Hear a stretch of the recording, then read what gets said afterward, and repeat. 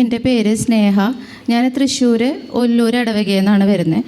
അപ്പോൾ കഴിഞ്ഞ സെപ്റ്റംബർ തൊട്ടിട്ട് ഞാൻ അത്ഭുതങ്ങളുടെ ജപമാല കണ്ടു തുടങ്ങി. അപ്പോൾ അതിൽ കണ്ടപ്പോൾ തന്നെ അച്ഛൻ കുറേ നിർദ്ദേശങ്ങൾ പറയുന്നതിൽ മൂക്കുത്തി സെക്കൻഡ് സ്റ്റഡ് ഊരി വെക്കണം എന്ന് പറയാറുണ്ട്. അപ്പോൾ എനിക്ക് മൂക്കുത്തിക്ക് ഭയങ്കര ക്രേസായിരുന്നു. അപ്പോൾ അമ്മയൊക്കെ മുന്നിങ്ങനെ അത്ഭുതങ്ങളുടെ ജപമാല കണ്ടിട്ട് ഊരി വെക്കാനൊക്കെ പറയുമ്പോൾ ഞാനതൊന്നും കേൾക്കാറില്ല.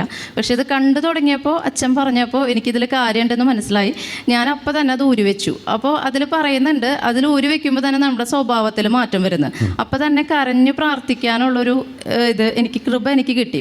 അപ്പോൾ അതിനുശേഷം എനിക്ക് ഒരുപാട് നാളായിട്ട് PCOD ഒരു പ്രശ്നമുണ്ട്. അതിനെ സംബന്ധിച്ച് എനിക്ക് മുടി കൊഴിച്ചിൽ, അതുപോലെ ഭയങ്കര ഒരു ഡിപ്രഷൻ, മൂഡ് സ്വിങ്സ് ഒക്കെ അങ്ങനത്തെ കുറേ അവസ്ഥകളിലൂടെ കടന്നു പോവാം. അപ്പോൾ ഇതിന് 20 വർഷത്തിന് മുകളിലായി ഇതിന് കാണിക്കാത്ത ട്രീറ്റ്മെൻറ്റ്സ് ഇല്ല.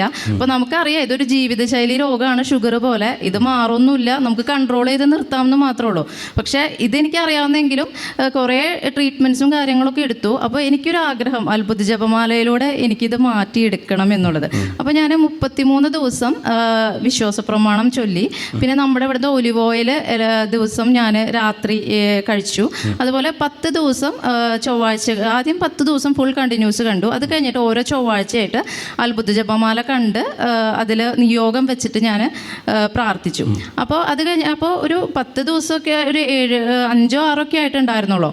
പിന്നെ ഉപവാസം എടുത്തു. എനിക്ക് ഉപവാസം ഒന്നും എടുക്കാൻ അങ്ങനെ തീരെ പറ്റാത്ത ആളാണ്, ക്ഷീണം, തളർച്ച അങ്ങനെയൊക്കെ വരുന്നത്. അപ്പോൾ ഞാൻ ഉപവാസം അതിലെടുത്ത് പ്രാർത്ഥിച്ചു.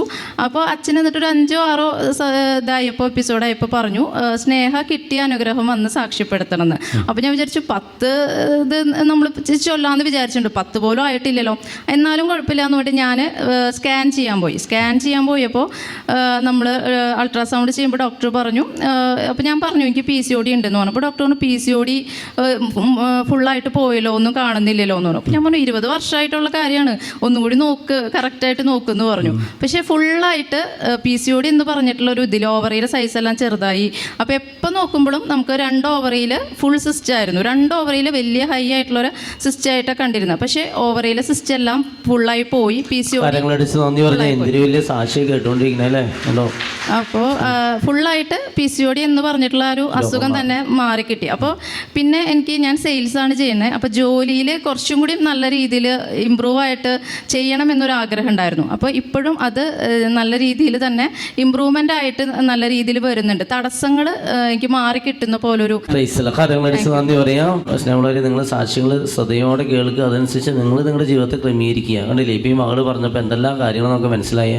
പൗള് ചെയ്തതുപോലെ നമ്മളും ചെയ്യാം. ഇങ്ങനെ മൂക്കുത്തി സെക്കൻഡ് സ്റ്റേഡ് മിഞ്ചിയൊക്കെ ഉണ്ടെങ്കിൽ അതൊക്കെ അഴിച്ചു മാറ്റുക.